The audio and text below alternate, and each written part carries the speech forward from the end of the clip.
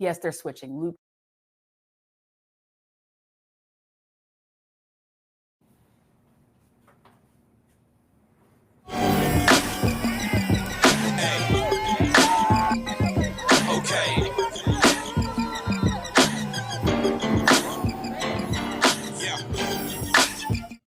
Well, hello, everybody. Happy Wednesday, and welcome to the Joy Reid Show. It has been a big breaking news day on some news that will make Donald Trump very unhappy. And what you have to understand, and I think it's really critical that you understand this, is that Donald Trump is afraid. He's scared. And the Republican Party, collectively, they're afraid. And why are they afraid? They are afraid because in this moment, one of the greatest political grifts in American history may be skidding toward an end. And that is not to say that Donald Trump is going to lose or he'll be run out of office or he'll be impeached. He's not. Impeachment is not a thing. It's not going to happen. It's never happened in American history. But the majority of Americans are waking up to or have already woken up to the fact that they're being played by this president and by this party. And this is what I mean. If you work in Washington, you know, or if you've studied or talked to Republicans on background at all, you understand that the vast majority of Republicans despise Donald Trump. They don't just dislike him. They don't mildly dislike him. They despise him. They despise him. So why do they bend the knee to him? Why do they go along with everything he wants? Well, for one thing, he has a cult and they're afraid of his voters because some of them are violent. And they saw what happened on January 6th when those same MAGA people tried to literally kill them and Mike Pence. So on one hand, they go along with him because he has a cult and they're scared. That's one part of it. But the other part of it is that Donald Trump is very, very useful. This is why Mitch McConnell and John Thune and those sort of ordinary, old-fashioned Republicans go along with him. He's super useful. Because Donald Trump, because he's a performer, because he was a popular celebrity on The Apprentice with a hit TV show that Americans like, he has this unique ability as a performer to get tens of millions of Americans, 80 million in the last election, to be so distracted and focused on what he wants them to focus on, mainly conspiracy theories, that they won't notice when Republicans hand over everything that keeps them alive and thriving to the super rich and billionaires. They won't even pay attention when Republicans vote to end their Medicare, end their Medicaid, privatize their Social Security and steal that money and hand it over to Wall Street. They won't even care when they lose their farm subsidies, when their kids drown because they've ended the National Weather Service warning systems and local Republicans vote to kiss off $10 million to save their life. They won't care. Because Donald Trump has this unique ability to get 80 million some odd Americans, mainly white Americans, to focus on conspiracy theories. The conspiracy theory that George Soros and the left are conspiring to bring tens of millions of non-white immigrants through the border, to bring them in, to overwhelm the numbers of white Americans, turn them into a minority in their own country, steal the English language away and make Spanish the language of the United States, fly the Mexican flag over the United States Capitol, and steal elections by sneaking into the voting booth and voting so that they can't get their way. That's one of the conspiracy theories they believe in. They call that stop the steal, whatever they call it. They believed it during Obama. They believe it today. That's one conspiracy theory that they deeply believe in on the other side. They also believe in this conspiracy theory. This one really worked during the 2024 election, that the left is conspiring to turn all of the boys into girls and all of the men into women. And all of these trans women are going to take over women's sports so that natural born women can never win a track meet ever again or a volleyball match. They're going to take over, and they're also going to reduce the birth rate and reduce the numbers of white Americans because all of the men who would be making babies with the women are going to be all women. And I've got to stop this transgender ideology that's trying to trick a lot of boys into becoming girls. They believe that conspiracy. But the biggest conspiracy theory that's been the most effective for Donald Trump to bamboozle millions of Americans into voting to allow Republicans to give all their stuff to billionaires, to give away all of their hard-earned benefits to billionaires, to make it hard for them to go to college, hard for them to have a business, destroy them with tariffs, do all of the things that only billionaires benefit from.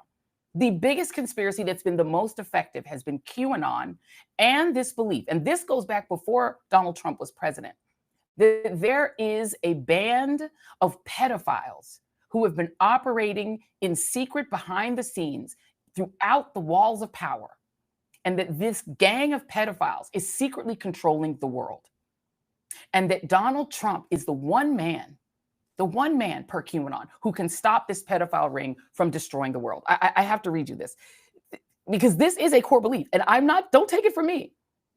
Donald Trump's own supporters believe this.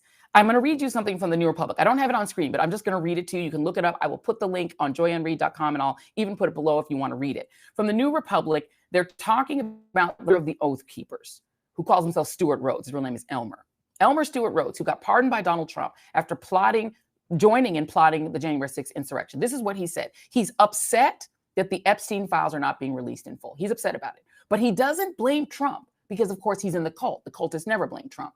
This is what he says. He attributes Donald Trump's survival of the July 2024 assassination attempt to divine intervention. Rhodes remarked, God saved him for a purpose. And that purpose is to defeat the deep state. It's not to make great trade deals. It's not to have a great economy. It's not any of that stuff. The real heart and soul of it is to defeat the deep state, because if he doesn't do that, it's going to be exponentially worse for all of us. That is a core MAGA belief, that the only real purpose of Donald Trump's presidency is not to even make their economic lives better. It's not to make housing cheaper. It's not to make food cheaper. It's not to make gas cheaper. They just say that during elections. It is to defeat this secret deep state that they believe is a band of pedophiles who are running the world, if not just our country. And that if they're not defeated, the whole world will end somehow, even though they're dispensationalists and they kind of want the world to end too. But here's the problem. Donald Trump won on that. And then he hired a bunch of the podcasters who've been the ones pushing this the hardest. People like Kash Patel, who he literally put in charge of the FBI, which Kash Patel, before he was heading the FBI, said was the agency whose director has the Epstein Files. They've pushed this QAnon narrative and Donald Trump as the savior of America, the savior of the world from the pedophile ring so hard that when he got in and hired a bunch of the people who go on Fox on a regular basis to say, release the Epstein Files. It's the Democrats that are afraid of the Epstein Files. They're the ones who are scared of the Epstein Files because they're in the Epstein Files. It's all Bill Clinton that's in the Epstein Files. It's all of Hollywood, all the celebrities. Hollyweird is what's in the Epstein Files. We're going to unmask the deep state by unmasking Jeffrey Epstein. And oh, he was killed in prison and it wasn't Donald Trump's fault, even though he was president, and Bill Barr, whose dad hired Jeffrey Epstein, was in charge of the Justice Department and therefore in charge of that New York prison, federal prison, that aside. They still believe that somehow Donald Trump will save us from the pedophile deep state. But now Donald Trump won't release the Epstein Files. And Donald Trump is panicking. You see him crashing out every day. He sued the Wall Street Journal for some really great reporting in which they found out that Donald Trump wrote a bawdy little nasty Christmas card where he drew a naked woman and then used his signature to be the pubic hair for his buddy, Jeffrey Epstein, who was his best friend for at least 15 years. This has testified by Michael Wolff, the author who's been on this show, and many others to say it. Other people who have known the two of them for years, they were besties. Donald Trump is crashing out because the Wall Street Journal reported that. He's crashing out because his base, the podcasters who are not cult MAGA, the podcasters are really just benefiting. They were benefiting from the growth of the Donald Trump industry. And so they jumped on board the release the Epstein thing, and they're committed to it. They're committed to the bit. They don't want to change their mind. They're not in the cult necessarily. They're communicators who benefit from riding with Donald Trump. But now they realize, oh, maybe we benefit from not riding with him on this because their viewers want the Epstein Files. Even Tucker Carlson's viewers want the Epstein Files. Even people who are hardcore MAGA in some other ways want the Epstein Files because they're very committed to this idea that the secrets to unmasking the decline of the United States are in the Epstein Files. So Donald Trump not wanting to release it makes people suspicious. And it should make people suspicious. Because Elon Musk said, and he's the guy whose little hackers took over our federal government. So he knows what's in every aspect of the federal government. He probably knows all our phone numbers and social security numbers at this point because they got in with Doge. He said Trump's in the Epstein Files. And the MAGA base said, no, he's not in the Epstein Files. How dare you say he's in the Epstein Files? And then all this information keeps coming out with former Epstein accusers saying, no, I was in Epstein and Trump's presence at the same time when Donald Trump was the creeper. It's a problem. More reporting is coming out, talking about how close they were and how they were best friends. Let me actually read from this new blockbuster report from the Wall Street Journal, because they just keep cooking. They don't care about this lawsuit. They obviously feel very confident in their reporting position. They got new news today. Justice Department told Trump in May that his name is among many in the Epstein files. Now, we do know that the Department of Justice recently, we found out that they had the FBI order FBI agents to go through the Epstein files and flag any mentions of Donald Trump. That reporting came out yesterday or the day before yesterday. Now we find out that Donald Trump actually is in the Epstein files. And why would he be in the Epstein files? And why would they know that since May? And maybe that is what's making Donald Trump crash out, because if he was in the Epstein files apparently multiple times, maybe we're going to find out more about the stuff, the dirt that he was doing back in the day when they were besties. But there are other witnesses. There are other people who have partied with Donald Trump and who know the kinds of things that he was into that might explain why he and Jeffrey Epstein were such good friends. One of those people is the great Uncle Luke, Luther Campbell, one of the iconic members of the hip hop culture, hip hop artist, writer, columnist, sometimes Politico. We think he's going to run for more offices in the state of Florida. And Uncle Luke is with us now. Uncle Luke, thank you so much for being here. Hey, how you doing? It's great always to talk to you, my friend. So I want to talk to you about this because it's interesting. You were actually the first person that I interviewed in 2015 when Donald Trump decided he wanted to run for president, because I happen to be a big time OG disliker of Donald Trump because of a lot of reasons, in Central Park 5 and others. But I also knew that he resonated in hip hop, more than 60 mentions in hip hop songs. And I was like, I want to ask Uncle Luke about him. And I remember you talking about the fact that parties at Mar-a-Lago used to include a lot of hip hop artists, a lot of Black folks and Jewish folks who otherwise couldn't party in Palm Beach. But you said sometimes the parties got a little wild. You recently on your podcast talked a little more detail about that. How wild were the parties Donald Trump would throw at Mar-a-Lago?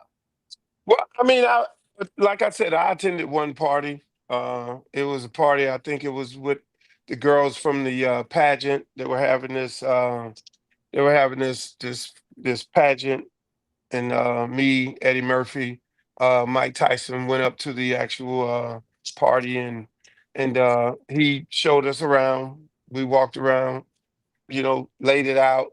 You know, people were enjoying themselves. People were in different rooms doing whatever they were doing in those rooms. I didn't, unfortunately, go in those rooms, and I don't know what was going on, but I know the party got to a point where I was like, okay, it's time for me to go. And I mean, if you guys are not familiar with Uncle Luke, you had some like racy lyrics back in the day. I mean, I think Oh people yeah. would say if the party's too wild for Uncle Luke, the party's got to be pretty wild. Can you tell me around when this was? This is the 2000s? Was it the 90s? It was, man, that's a good question. It had to be around it was early 2000s.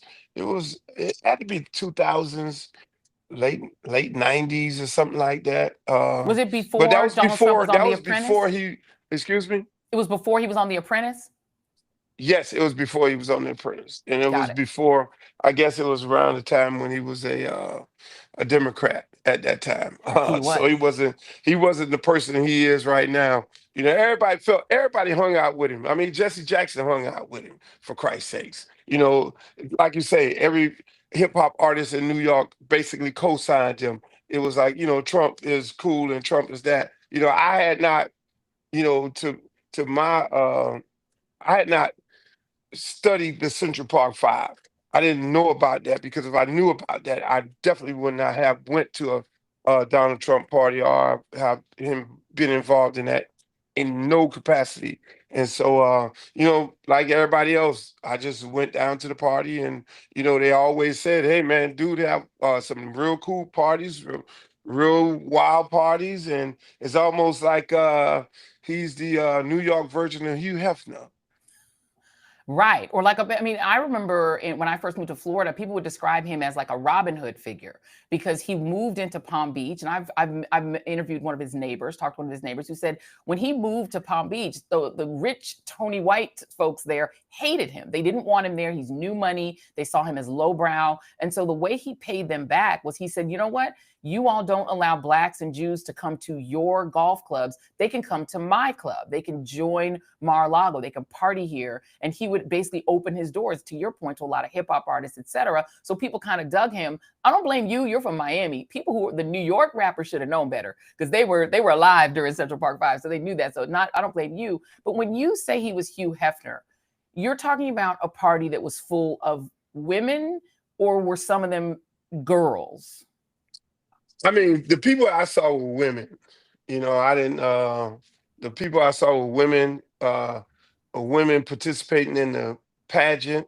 I really didn't necessarily see any little girls or anything like that because I mean, if you know me, I'm the one who tape every one of my shows because I'm real cautious about because I am the guy. I'm the Uncle Luke and the guy who sings about the type of things that I sing about. So I have to protect myself at all times because I would be an easy target to most. And if I saw little girls running around there under no circumstance, I'd have been out of there so fast, make your head spin.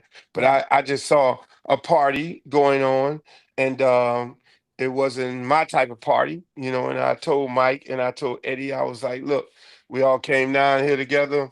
You guys could stay. I think Eddie left. When I left, we were in separate cars, and Mike said he would stay. And Mike had Mike had more of a relationship with Trump because Trump was, dabbing into the sports world. He was more so trying to be a boxing promoter, trying to be a football owner. He just was hanging out with everybody. I looked at him as a dude that just wanted to be down with everybody, But then I knew that there was some kind of end game.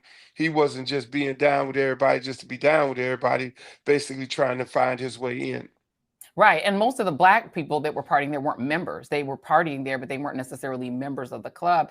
When you talked about what would make you leave, can you be specific? What was going on that would make you feel uncomfortable there? Well, I mean, it's just like any other party, it's for me like a Puff Daddy party. I went to Puff Daddy New Year's Eve party and a couple of his parties. I got to the point where, when the party gets for me, when the party gets too good and people get a little lathered up and it takes on another life of its own, because I know parties will take another life of its own, Hmm. and I just don't choose to be a part of those parties that do take another life of its own. But again, I ain't see nothing at the Puff Daddy party. I wasn't there to be able to see nothing at the Trump party. But then I knew, the party was gonna be going on for a very long time. Put it Yeah. that way. Did you ever see Donald Trump indulging in, because at that time, I'm not sure which of his wives he was married to. Maybe this was when he was still married to Ivana. Did he ever seem to indulge in, hanging around with the girls or seeming to be too friendly with girls? No, no, he was more like the host. Here's my golf course, here's my house, welcome to the house, here's the beautiful pool. He was more carrying himself like the host Yeah. of the actual party, not necessarily okay. I didn't get to that part of the party if that did happen, Yeah. where okay, all right, now the host takes off his host hat and then now it goes into a whole nother level. I've seen parties like that, but Hmm. in that particular party, that didn't happen. Did you ever see Jeffrey Epstein at these parties? I didn't know who he was until I started seeing his pictures. He could have been there. I'm Yeah. pretty sure it was a lot of people there. It was some Yeah. who's who there. It was some drop dead gorgeous women there. But again, when it's a pageant, when it's those type of pageants, you really don't know the age, to be Right. honest with you. Yeah. They make up the girls and the girls look nice and made up. You don't know whether those girls are 18 years old or 21 years old. So, for a person like me who know better, you know, uh, I just choose not to indulge when I do go to a pageant, any type of pageant, Miss America or whatever it may be. They can look like they're 21, but Yeah. not necessarily be 21. Two quick more questions. I know that you have a birthday you were celebrating today with your family, so I don't want to keep you too long. My But son, with your yeah, his son, yeah, birthday, big absolutely, family 16. first. I didn't All even know. right. I thought it was supposed to be a sweet 16, but that's only for girls, huh? That's right. That's I was exactly like, right. That's exactly right. That's yeah. okay. It can be So whatever. It's the modern world. It can be whatever he wants it to be. I'm just hope he has a wonderful, happy birthday. So I'm not going to keep his dad too long. But let me ask you: would it surprise you? Does it surprise you? I should say that Donald Trump appears, his name appears, like having known him to the extent that you did back then. Does it surprise you that his name appears in the Epstein Files multiple times? it doesn't surprise me. It doesn't surprise me. I don't know what the Epstein files entails. Um, I mean, we all hear what it was, but it doesn't surprise me for Donald Trump to be going to a hot party with a lot of hot women. I mean, look, just look at his White House. All the girls are like models. I mean, his White House before. I mean, the type of women that he's married. You know what I'm saying? Everybody, all the women around him are beautiful women, and he's quick to call somebody's wife ugly, Hmm. when, he's quick to do that. So, you know, it would not be surprised me. So I would not be surprised if he's at a hot party with a bunch of hot women. That would be a type of party that Donald Trump would be Would be at. attending. I mean, look at the places where his business was at. I mean, Yeah. you talk about Vegas, hot women, New York, hot women, uh, Little Russia here in Miami, hot women. You know what I'm saying? So Yeah. it wouldn't it wouldn't surprise me to be at a party full of hot women and a lot of rich people, because that other part of it, he's always going to be around a bunch of rich people, Yeah. rich athletes, people who are well off. Hmm. And last question to you: does it surprise you how far he's gone to the far right? Yes, that totally surprised me. That totally surprised me. But when you really think about it, he's a landlord. In some cases, a slumlord. And when you're a landlord and you're a house salesman, it's almost like being a used car salesman. He found a niche. He found a group of people. He took the Tea Party, and turned it into the mega party. I call it Tea Party on steroids. Hmm. He fed into that base of anger and those people who were sick of the regular politician, regular, Republican Party, and they just wanted to be obnoxious, and they wanted to be negative, and they wanted to hate black people and anybody that wasn't white in this country. And he fed into it, and he consistently feeds his base. You see him doing things like pardoning rappers, and then you kind of think, what is going on here? I think a large part of him, he's struggling with who he was to what he is right now. He know he had to sell his soul, to be the president, and he's done that. And he continuously sells his soul. And I think it's some little manipulator behind him saying, you got to do this, and you got to do that. You got to say these negative things toward black people and immigrants, to feed your base, because you'll lose them. I don't know what the end goal is, because at the end of the day, for him, when this presidency is over with, he has to go and be a regular citizen. I think he's very bitter based on, all the charges that was pressed against him, and he's taking that out on the American people, but it surprised me as far as, his first term, how far to the right he went. Yeah, indeed. Uncle Luke, Luther Campbell, thank you, my friend. I appreciate you taking the time out. Please tell your son apologies for taking his dad away to come and talk on the Joy Reid Show, but we appreciate him. We'll figure out a birthday present to send him so that basically he won't be mad at me. Thank you, Uncle He- Luke. He'll understand. There's always Auntie Joy. Thank you. I appreciate it. Thank you so much, my friend. Have a good one. All right. Well, y'all, that was Uncle Luke. Give him a round of applause in the chat, please. We appreciate him coming on because he knows Trump from before. And one of the things he said that I think is really important about Donald Trump selling his soul in order to have the presidency of the United States. When you sell your soul, eventually the devil's bill comes due. And for Donald Trump, the devil's bill appears to be coming due in the form of his friendship for 15 years around with Jeffrey Epstein coming back to bite him. And he's clearly shook by it. Do we have this CNN clip? There's two CNN clips that I want to play for you guys. CNN, Andrew Kaczynski from the Kaczynski Files, I think he calls his little thing over there at CNN. He has come up with a couple of really good bombshells today that I think are really important. The first one, we're going to play. It's going to be in two parts. I'm going to play it in two parts. The first part is Andrew Kaczynski appearing with Aaron Burnett last night to drop this bombshell about what old video, CNN has found of Donald Trump. Here it is. Exclusive tonight out front. K-File has unearthed photos of Jeffrey Epstein that we've never seen, and they shed new light on his relationship with President Trump. The revelations come as Trump is under fire from his own base for his Justice Department's handling of the so-called Epstein Files. Trump has tried, of course, to distance himself from Epstein every which way. But one of the photos that K-File found confirms that Epstein actually attended Donald Trump's wedding to Marla Maples. And this is the proof. Again, this has never been published before. So this is a new image. You haven't seen it out there on X or anything like that. This is the proof that Epstein attended Trump's wedding at the Plaza Hotel in New York. And in the photo, what you see is Epstein entering the Plaza Hotel. The wedding date of this is December 20th, 1993, in the center of their friendship, which of course continued. And for comparison, we'll show you on the right a photo.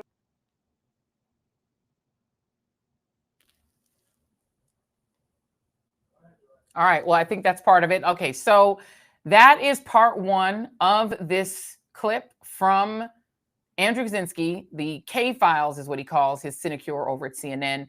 They have found old pictures that show that Jeffrey Epstein attended Donald Trump's second marriage. This man's been married 3 times. The second marriage, that's Tiffany's mother, Marla Maples, who's a model that he married after he, I guess, cheated on Ivana Trump, who is Ivanka and Junior and the other one's mom. That wedding attended by Jeffrey Epstein. All right, let's play part two. But, so let's start with the one at Trump's wedding. I mean, this is a significant development. Well, yeah, it is. Trump's wedding to Marla Maples in 1993 was dubbed the wedding of the century by the media at the time. And although we know that Trump and Epstein were friends during this period, this is really the first time that it's actually been reported that Trump invited Epstein to his wedding. This is, we should note, more than a decade before those first allegations of sex trafficking against Epstein. But as you know, Trump's relationship with Epstein has been under the microscope recently. Now, besides that one photo of Epstein entering the reception at the Plaza Hotel, we can also see him in the background of another picture. That's Howard Stern on the far right, along with Robin Leach from Lifestyles of the Rich and Famous. And Epstein is behind them at the wedding, almost seeming to be photobombing them. We also found this photo from just a few months earlier. Donald Trump with 2 of his children talking to Jeffrey Epstein. That's at the opening of the Harley-Davidson Cafe in New York in October 1993. You can see Ivana there. She would have been just about to turn 12 years old in that photo. Yeah, you can see Ivanka right there it looks like between Trump and Epstein. All right, these are never before seen photos, Andrew. I know you also found some video of Trump and Epstein that was from later of them talking that has also never surfaced before. What's that? Well, that's right. This is from 6 years later in 1999. This video has never been seen before in this context. It shows Trump talking to Jeffrey Epstein just before models hit the runway at the Victoria's Secret fashion show in New York in 1999. You know, the only other video we've seen of the two men was 7 years before this. Trump. So I want you all to understand that he would be Donald Trump and Jeffrey Epstein had a lot of things in common. They both loved to party with pageant girls and models. Donald Trump actually owned a modeling management company. It was called Trump Model Management. He owned it. He started in 1999. So this is that same period when he was having wild parties that were, in some cases, too wild for Uncle Luke. Too wild for Uncle Luke. So Uncle Luke said, yo, this is too much for me, and left the parties. All similarly to how he left the Diddlers parties. So that means the two of them were throwing similarly wild parties. And you also have Donald Trump owning a modeling management agency that actually went defunct in 2017 when he became president, because there was a lot of complaints about the bad management of the firm and the mistreatment of girls who were forced to pay exorbitant prices for model apartments. And they didn't feel they were treated very well. That went away. His buddy, John Casablancas, who owned Elite Model Management, which is where Ivanka Trump started modeling at age 14 years of age, was notorious in the modeling world for the sexual predation that he allegedly committed against models that were with Elite Model Management. Angelo Carusone is joining us now. He's back with us from Media Matters. Angelo, let's walk through some of this, because the CNN discovery of this video, it's not shocking in the sense that we knew that they were friends, but Donald Trump keeps trying to dismiss his relationship with Epstein as somehow ephemeral. They didn't really know him that well. They were obviously hanging pretty tight. Yeah, I think of it like this. It's sort of what happened in the early days of Project 2025, right? Very rarely does something penetrate and saturate the minds of so many Americans so quickly. And if you think back to that moment, right now, it's very much still a household name. People know it. They may not know all the details, but they vaguely have an idea that it's a thing. That's hard to get these days in an atomized landscape. And if you think back to those early couple weeks, one of the things that happened is that every time something was reported about a connection between Project 2025 and the Trump campaign, Trump would go out there and say, I don't know anything about this, and I don't know what they're talking about. And then there'd be another piece of evidence that came out that talked about an overlap. And that went on for a few weeks. And each time there was a new piece of evidence that undermined or contradicted that, it just gave the story more juice. And it's in this case, it's even more intense because, one, his own base is the ones that are saying, hey, something is being hidden from us here. And two, it's visual. There's a lot of visual. It's not just generic reporting where people have to use their imaginations. Even the original Wall Street Journal report about the letter, it didn't include a picture of the letter, right? It just sort of reported a description of it. People have to use their imaginations. We live in a visual environment. 70% of communication is nonverbal. So, the reality is when you start to see these videos and you get to look at the body language and just the juxtaposition and the connection, it just becomes a lot harder for him to keep pushing this idea that he has no relationship, no overlap, no connection. There's nothing to see here. It's not dispositive in any way, but it's fuel for a story that is consistently simmering and growing. And I think if you think about it like a curve, we're certainly not even at the peak of this yet, which is hard to believe. We're probably right at just the beginning part of where it starts to bend up and grow in an exponential way. Well, I mean, because the challenge with disproving a conspiracy theory is that when someone believes in a conspiracy theory, every new piece of evidence, no matter what it is, just seems to deepen your belief, right? But in this case, the things that have come out and the things that continue to come out would make anyone believe even further that Donald Trump and he were involved in some affair. I mean, there's video of Donald Trump talking in really gross and disgusting ways on Howard Stern's show about his daughter, about Ivanka. There is him saying that the thing they have the most in common is sex. No one says that about their daughter. That's not normal. There is a video in which I believe Joy Behar of The View says, "Are you a sexual predator?" And he just laughs, and this is like, I mean, there's so much, and then you've got 27 accusers. Maybe if there was one accuser, this is like the Bill Cosby thing, Angelo. Yeah. When there was one Bill Cosby accuser, people brushed it off. When you got to like accuser 16, you're like, you know what? When you got to accuser like 40, you're like, wait a minute. Like the problem is that his past behavior, the model management firm that went under, the fact that he's also friends with John Casablancas and this other man, Jean-Luc, I can't remember his name, is from Karen Models. All three of them known to prey on the model. Well, the two of them known to prey on models, Casablancas and Jean-Luc. The fact that, it's just like, it's weird that you happen to be friends with so many people who prey on little girls, right? I mean, yeah, and you can continue to pull that thread, and that's to your point about once you sort of have this conspiratorial mindset, and that has been a power tool that he's had for a while, which is that everything is the deep state, right? So anytime there's new evidence against him of the deep state, right, that they can point to, it's kind of the same thing here. It's a similar playbook.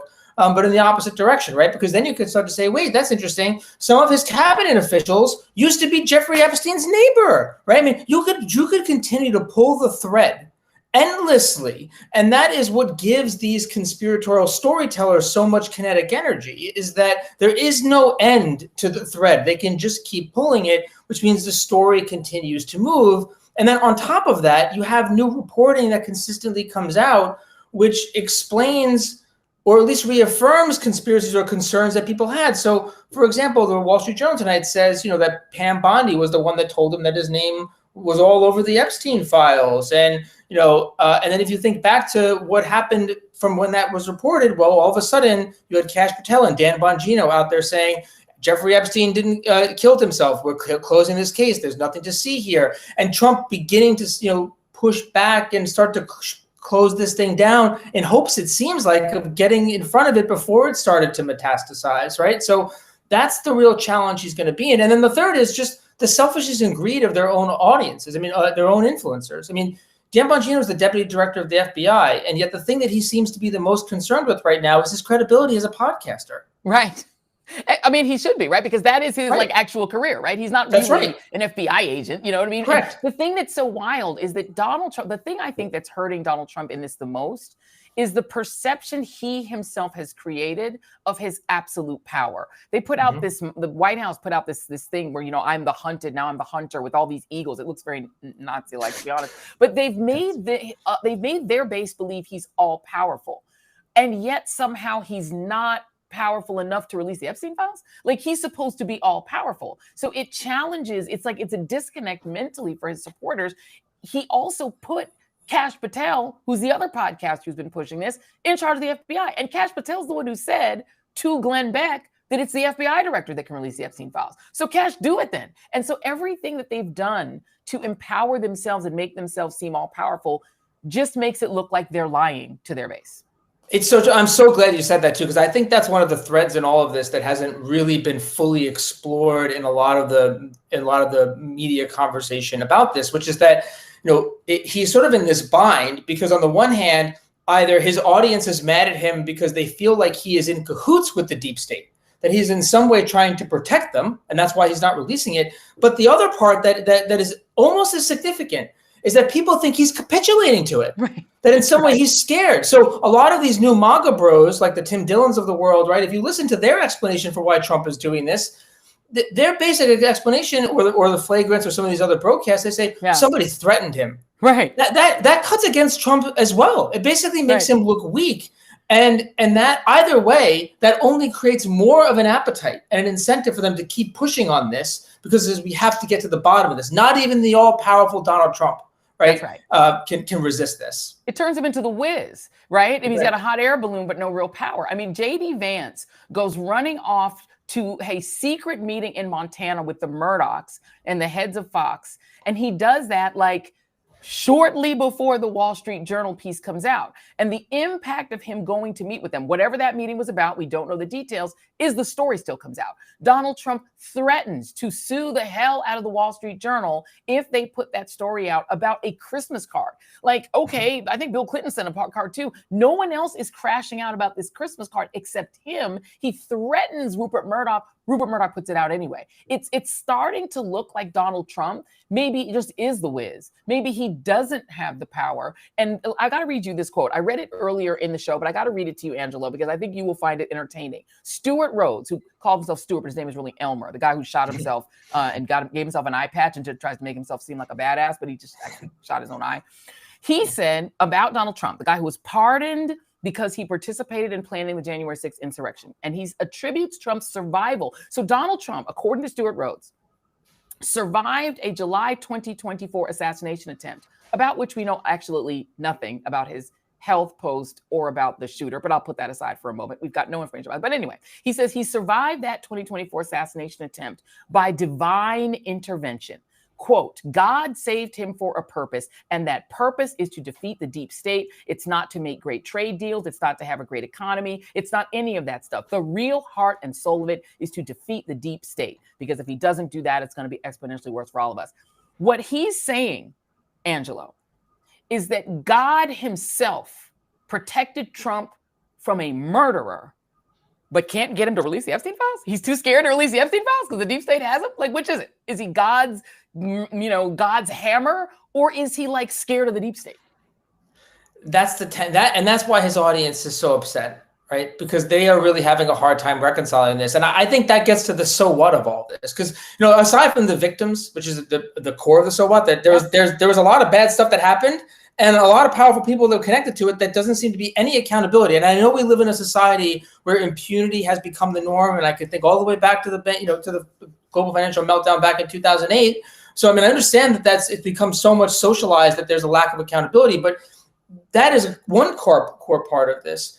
The other core part is that every time Trump, tries to get out of it, he somehow makes it worse for himself. He reinforces the very tension that people feel. And the so what is a lot of the power that he has, that he then leverages for political power, is this belief in him, in his story.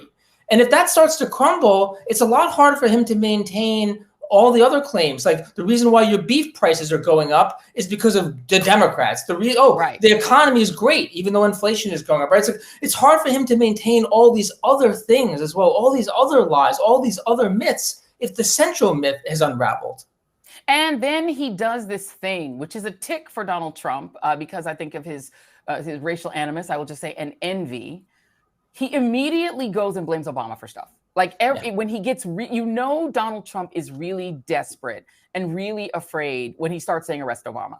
There's no reason to arrest Obama, but he sends Tulsi Gabbard, another conspiracy theorist connoisseur, sends her out, and she's been in trouble with them on Russia, Ukraine. So now, to fix her situation and get herself back on side, she rushes out to say we're going to arrest Obama for an actual legitimate investigation of Russia trying to help Donald Trump out in 2016, because clearly he needed the help. And here's the thing, it's wild. The reason he needed the help, Angelo, is because of the Access Hollywood tape.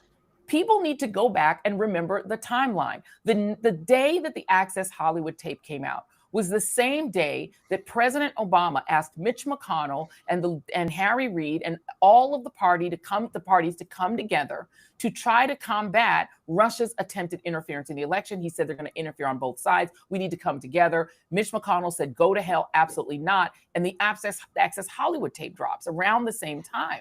And it became the biggest crisis in Donald Trump's campaign to that point, because his base, he had gathered this base. It started out as hip hop fans and people who liked Home Alone and people who liked The Apprentice, but it suddenly became evangelical Christians, even though he's no evangelical Christian. I don't even know if he's a Christian at all, right? Suddenly he has this crisis because of the Access Hollywood tape.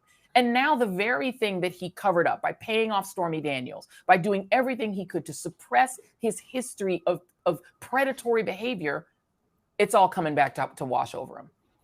Yeah, and in that deflection, to a degree, it's weird, because I think he thought that everyone was going to follow that, and instead they're willing to go after Obama. I mean, they're all upset and talking about Obama, but they're also still talking about Epstein. So it hasn't actually solved the problem at all. No. Fox News stopped talking about it mostly. They're all because Obama for them is like catnip. Like, they just can't not go crazy about Obama. I mean, they've mentioned him talked about him 445 times in the last few days. By comparison, about a fifth of that has been about Epstein references, and most of it has been to defend Trump. Charlie Kirk is going to co-host Fox and Friends this weekend, which is a stepping stone to the cabinet. So it'll be pretty, we know what's coming next. But that's not playing. But Andrew Torba, who runs Gab, which is an important part of the right-wing media ecosystem, said, "Don't buy this. What is he doing here? This is a transparent attempt to distract us. Everybody needs to stay focused on Epstein." So a large part of the audience just isn't going to buy it. And if they are going to talk about it, because like I said, they're happy to be mad at Obama, they're still going to continue to push on Epstein, because that's not going to be sufficient for them. It's so bad. And Media Matters, you guys calculate these things. It's so bad. Are they even talking about this like hilariously wild Hunter Biden? I mean, Hunter Biden went like, you want to talk about crashing out. He went like 3 hours. He went hard for 3 hours. Are they even talking about him? I mean, Not really, no. I mean, it's occasional references. Jesse Waters kind of can't avoid it. And to your point too, it's like you have Sean Hannity out there, who usually is in his own studio or Fox News, going on and into the other parts of the MAGA media, the newer parts like Patrick Bet-Daly and otherwise, trying to defend Trump here. To say, yeah, I want the Epstein Files released too, but enough. Everybody needs to calm down. There's disloyalty. Or Ben Shapiro, who's been a critic of Trump, but also he's a part of that political establishment that needs Trump, is out there chastising people. So, but Hannity, I think, going out and doing a little circuit is an illustration of just how desperate they are, because they're trying to use him to try to rein in some of the attention and the animosity that exists, that's percolating in the space. Well, I hate to tell him, but that base does not listen to Sean Hannity. Sean Hannity has a great cable audience, but I'm not so sure that he can rein in QAnon. I mean, it's almost as if you build a faith-based cult that is based on the idea that you personally are going to take down a massive global pedophile ring, you can't then say, don't forget about the pedophile. Like, you can't do that if that is the basis of your cult. And if your former attorney general's daddy hired that pedophile, if the guy who was that guy's lawyer, it just gets worse, Angelo, just recently died. The guy who, Mr. Black, who just represented, who got him the sweetheart deal, Roy Black, who got the sweetheart deal for Jeffrey Epstein to essentially serve a couple of years and be registered as a sex offender, but really nothing else. I mean, Ken Starr represented this guy. What in the world is happening? Ken Starr, who went after Bill Clinton for having an affair with Monica Lewinsky, represented Jeffrey Epstein. It's almost like if the more you talk about it, the more it does look like a conspiracy. Because sometimes there is a conspiracy. Yeah, it's like throwing chum in the waters. Right? It brings in all the predators, and that's what's happening here. All these little things, all these little breadcrumbs that people can compartmentalize for the audience that he has.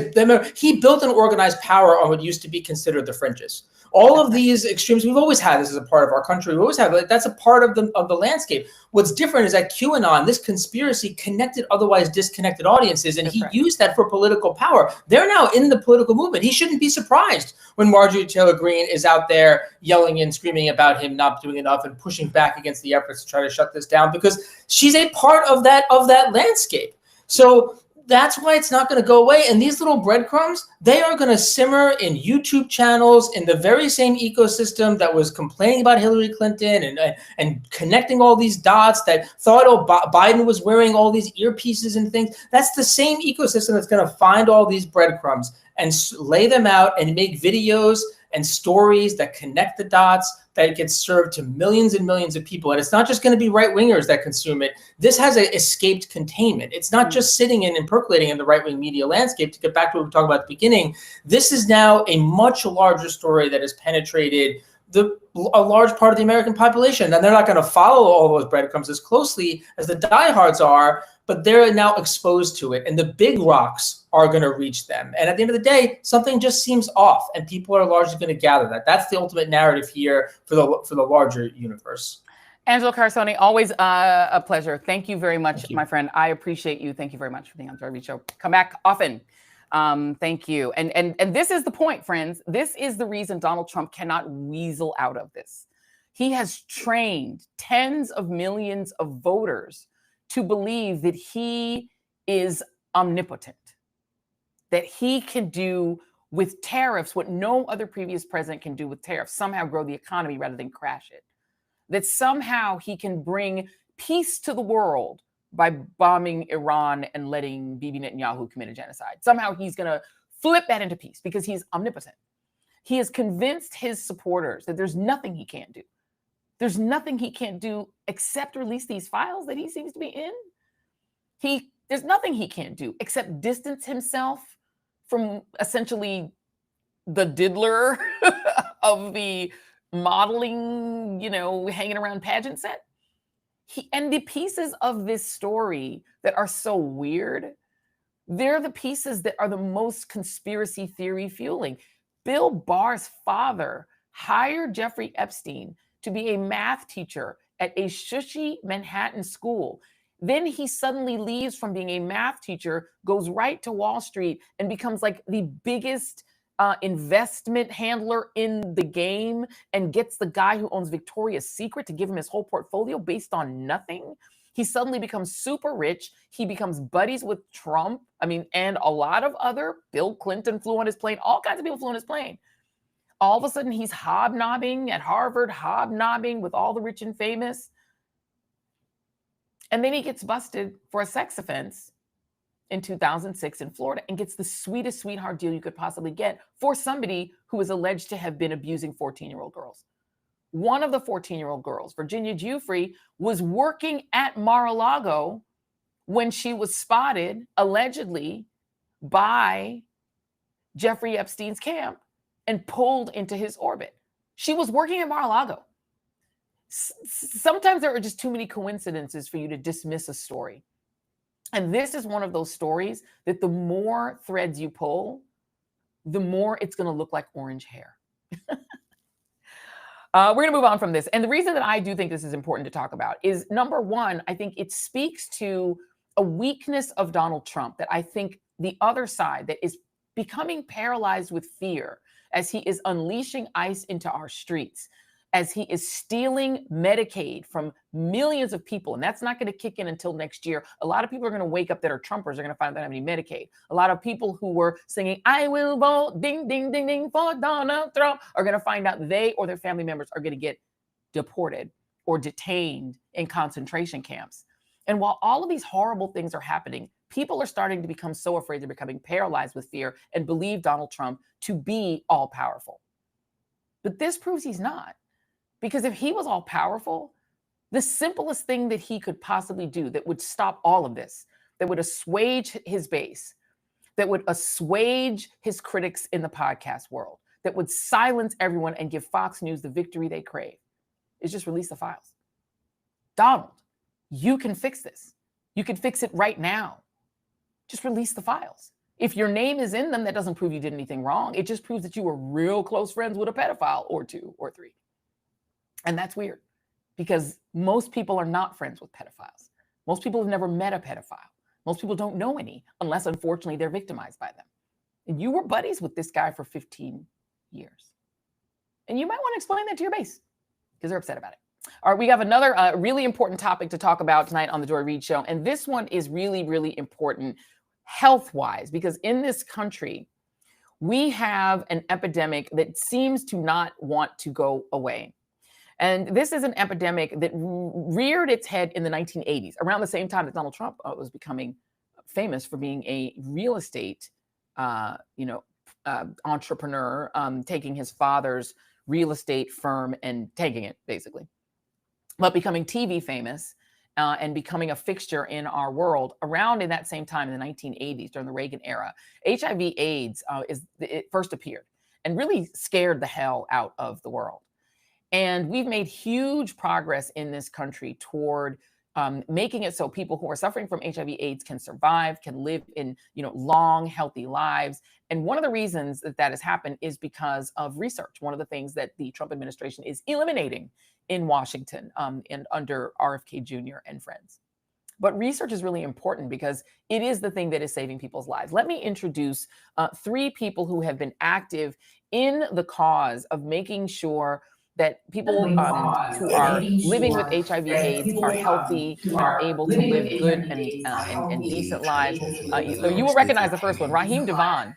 Raheem DeVaughn is a Grammy Award-winning artist and activist known for his R&B and neo-soul music. He's a longtime advocate for HIV prevention and education, partnering with a company called Gilead Sciences to destigmatize HIV and promote health equity, particularly within the Black community, using his platform to educate through entertainment. He's joined by Dr. Roger Mitchell Jr., who is the president of Howard University Hospital and the National Medical Association, and Toyin Nwafor, Dr. Toyin Nwafor, who's executive director of U.S. Medical Affairs at Gilead Sciences. Thank you all for waiting, and thank you all for being here.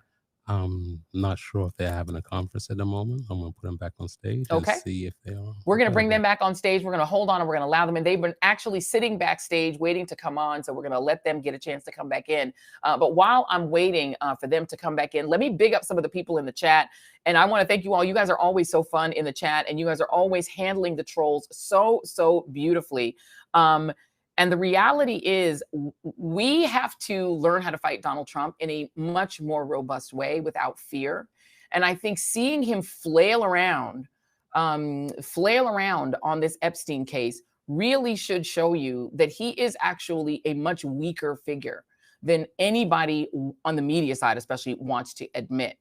Because he doesn't have the power to do the simple thing that would actually save him from this challenge. So we're waiting for our guest to come back in the studio. And while I do that, let me big up Cecilia Charles. Welcome to Team TJRS. She has joined the Inside family. I want to thank Wanda M., who has joined. She's been a member for 1 month, and she says TJRS is the place to be. Thank you very much, Wanda. I appreciate you. Let's big up Ligia. I think it's Ligia or Ligia Ovando. Welcome to Team TJRS. She has joined the family as well. And thank you all for doing that. And the Team TJRS thing, what that is it's our extra special little club. And we've been like really working hard, and we want to make sure that this first chat that we're going to do a special Team TJRS only chat. So only people who are in Team TJRS, it's not really expensive. It's just a little thing. We're going to allow them to have an Ask Me Anything. We're going to get in and we're going to have a great conversation.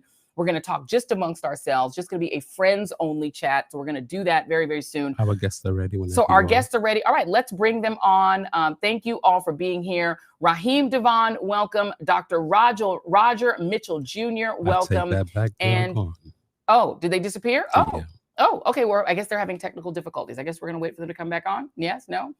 Yeah, they call back in. Here we go. Okay, okay. They're here. All right, they've called back in. Y'all let me know when they're live in the studio. There they are. Okay, welcome guests. How are you? We're doing well. Good to see you. Good evening. Good to see you. Thank you for being here. Raheem, I do have to start with you because the chat is loving you. I want to give you big ups from the Joy Reid Show chat are all big fans of yours. So talk to me about how you got involved in this Gilead Sciences initiative, and what is it?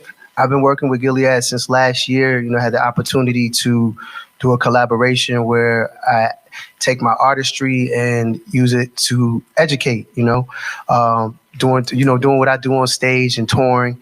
And we had the opportunity to build with over 40,000 women, not to mention all the men and that were there for date night, and to get the information out about the latest statistics and HIV and the latest, medication that's available, PrEP, which has been around for 10 years. And it's been great to do what I call, I think of it as Joy as like a party with a purpose. Yeah. Edutainment is like what I like to call it. Yeah, absolutely. Because listen, date night is very important. So we want to make sure the date night is a safe night as well. Dr. Roger Mitchell Jr., talk to me about where we stand in terms of HIV, the rates of HIV. They seem to be going up in some places. Talk to me about where we stand. Well, first, I want to thanks for being on the National Medical Association. I'm the 126th president. We're actually in Chicago, Joy, at our 123rd convention. We're here with Gilead Sciences, with Raheem DeVaughn, and dedicated to really making sure that our membership, Black physicians from all over the country, have access to this great information surrounding PrEP, and making sure that it's part of their primary care regimen that they're providing to our community. Quite frankly, making sure that they have. Now, I'm gonna refer your question to Dr. Nwafor.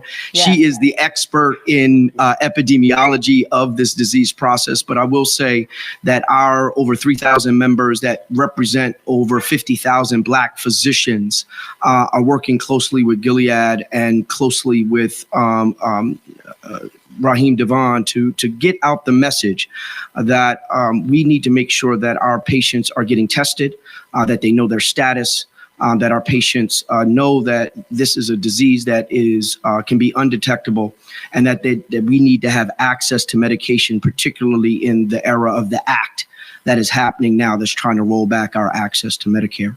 in Medicaid. Yeah, absolutely. Dr. Nwafor, please answer that question. Is HIV infection rate going down? Are we seeing the prevalence go down? And how has PrEP changed things? The landscape. Thank you so much for that. And, like I said, I work with Gilead Sciences as an executive director, really with a company that's been committed for over 3 decades to really innovative treatments in and looking at breakthroughs for HIV, for hepatitis, and for cancer. And while we have made great progress over the last couple of decades with HIV, what we are still seeing in the United States is that in 2023, there were still 39,000 new HIV diagnoses that year. And so what that means is that while we've made great progress over the last couple of decades, we are still seeing almost 40,000 new diagnoses every year. And there are differences by region, by race, by ethnicity, where certain populations remain consistently disproportionately impacted by HIV. The impact of PrEP, which has been around, HIV pre-exposure prophylaxis, initially since 2012, so 13 years this summer, and then more recently another medication for PrEP approved last month, is that in places where there has been a big uptake of PrEP, there has been a decline in HIV incidence in those areas. So we know that PrEP works to prevent HIV acquisition. We know that treatment works as prevention. If we can test people, link them to care, and get them virally suppressed, where they live healthy, productive, long lives, quality lives, and they also have an undetectable viral load, which means they can no longer transmit HIV sexually to their partner, something we call U equals U, undetectable is equals untransmittable. So we have the tools to end the epidemic through treatment as prevention and with prevention as treatment. So we have the tools to end the epidemic. We have made great progress. I've been in this field now for almost 3 decades. However, the progress is not uniform, it's not equal, and we still have a lot of work to do with communities of color, with women, and just to make sure we can truly end the epidemic in the U.S. Absolutely. And Dr. Mitchell, let me ask you this, because it does feel like there is a bit of a war on science going on in our country right now. Is it becoming more difficult, especially if Medicaid is threatened, for people to be able to get treatment and get access to PrEP and get affordable care if in fact they do find that they are HIV positive? Yeah, it's a big risk, Joy. I mean, there is a war on medicine and science. We know that we have individuals that are making decisions, and it's not based on the literature. It's not based on science and medicine. It's based on something else. And that something else can be structural and institutional racism. That something else can be dollars and cents, but it's not being based on true medicine and science. And it puts us all at risk. Those that are carrying a chronic disease like HIV. HIV is one of these disease processes that if you have access to testing, you have access to a clinician, you have access to the medication. It's a disease process that you can live your whole life with. And live a good life with. But it's also one of those diseases is if you don't have access, it could kill you. And it is indeed still those that don't have access, still claiming the lives of those that don't have access to those areas. And Raheem, you're lending your fame to this, which is, so good of you to do, because for so long, there was such a stigma around HIV/AIDS that people wouldn't admit, that they had it. I recall Freddie Mercury dying, and people at first didn't even know why he died, because it was very clear that there was such a stigma that, a celebrity passing away, you didn't know why, because people were so afraid to come forward. How has that changed to the point where you, as a celebrity yourself, can join this project? And how is that making it easier? Is it making it easier to get people to come forward and to seek treatment? Ironically, I'm the new voice of and radio personality of the original Quiet Storm on 96.3 WHUR in DC. And we just celebrated the late, great Melvin Lindsay's birthday, who transitioned from complications of HIV and AIDS. And absolutely, I think that it's no time like the present for us as artists to aspire to inspire, to use our gift. I think this is one of the reasons that the gift is bestowed upon us, to bless the world, but also to navigate and be able to use that to talk about community issues. I'm no stranger to the community, doing community work with my Love Life Foundation since 2012, ranging from HIV to domestic violence to mental health. as well. So, anything that I can do to lend a hand, lend my voice, it's not always just about entertaining. It's about going out to the communities and, and touching the people. A lot of times entertainers come to our city and get the bag and keep it moving, so to hang behind, come in a day early, meet with the mayors, meet with city officials, faith leaders, and to create this collaboration in the fight against HIV has been a major priority of mine since 2012. Yeah, and it's interesting because I do remember even when Eazy-E died from HIV. I mean, there's been so much stigma when Magic Johnson, who's still living quite healthy, and when he first announced that he had HIV/AIDS, you could go on. Let me ask you, Dr. Nwafor, Dr. Joy, Toyin. Somebody's controlling their camera and it's moving all around the room randomly. Okay. So I'm not sure. I mean, we can hear them and see them, but the camera is just moving by itself. Yeah, there you go, guys. Thank you. Okay. Continue. All right, we're going to keep the camera, hopefully keep the camera still so we can go on to Dr. Nwafor. What has changed since then? Since the Arthur Ashe days, since the Eazy-E days, how is it that we no longer directly associate HIV/AIDS with dying? Absolutely. Thank you for that question. What has changed is the commitment and the resilience of the communities impacted and also the innovation, right, to create new medications to help people live and suppress their virus, and the dedication to not just viral suppression, but to the quality of life of people living with HIV. Also the innovation in prevention so that people have options when it comes to how they protect themselves from HIV in terms of oral medications or injectable medications, and that continuing development and drug discovery.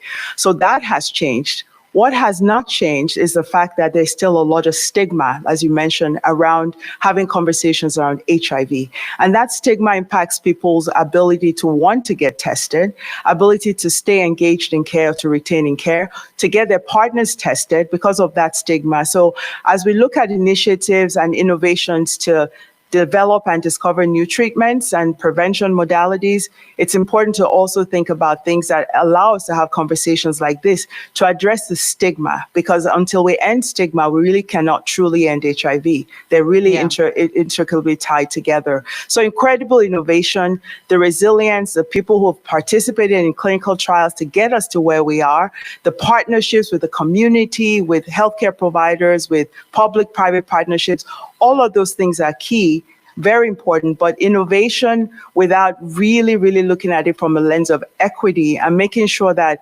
innovation does not worsen existing disparities. So, with convenings like this, where we have, partnerships and we have healthcare providers and community icons and leaders really talking about the same thing, about how do we end the epidemic and how do we do this together. So a lot has changed, a lot of work to be done still.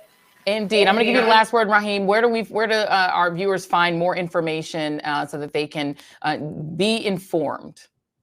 On the healthysexuals with the S.com. Once again, that's healthysexuals with the S.com.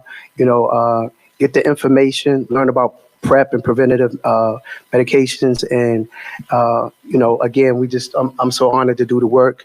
Thank you, Joy, for having us on the show. And thank you for all that you're doing in the community and globally as well.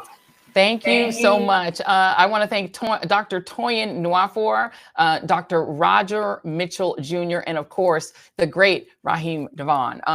Thank you very much. We're looking forward to new music from you too, my brother. Thank you all very much. We appreciate you.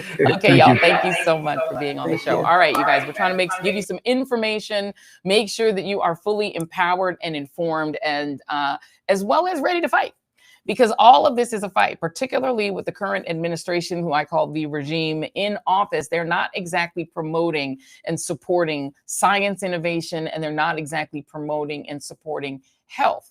If we've got a measles epidemic that's running rampant in the country, they're not doing a whole heck of a lot about that. Thank you all for tuning in. I want to big up just a few more people. Vida Lawson, welcome to Team TJRS. Van Illa Bean and me. I don't know who Van Illa Bean and me are, but thank you and welcome to Team TJRS. Twigs. I love that name. Twigs. Welcome to Team TJRS as well. We've got a lot of new members tonight, and I appreciate you guys doing that. I want to also, guys, remind you guys that in addition, oh, wait a minute. Let me thank Vita Lawson also threw a $2 tip in the till. A $2 tip in the till. Sanaa Braggs also threw a couple coins, a couple bucks in the till. Thank you very much. That means you guys are loving the content. And if you guys want to continue to get this great content, please make sure that you hit like, and please make sure that you hit subscribe. Like, so we know you like the content and that you want more of it. Subscribe so that you can join the Team TJRS Nation, so that we can know that you are here to get this content from us every Monday, Wednesday, and Friday, including our lives, etc. But there's one other thing that I really think you should do. You should hit that little bell thing. It's like a little bell looking thing. Hit that, because then you can get notified every time we go live, and every time that we're on, and every time we have a special. I hope you guys got a chance to watch our Losing Altadena special. It is on the channel right now. If you have not gotten a chance to watch it, I highly recommend it. We spoke to some really, impacting families who've been impacted by the fires in Southern California, the wildfires that happened in January, and people are still struggling. It's, 7 months later, and people are still struggling to rebuild and get their lives back together. So please watch Losing Altadena. We worked really hard on it, and I hope you guys enjoyed that. And I will see you guys on the next The Joy Reid Show. Thank you all for tuning in. Much love. Thanks to everybody who joined the team and everybody who tuned in. See you on the next Joy Reid Show. Bye.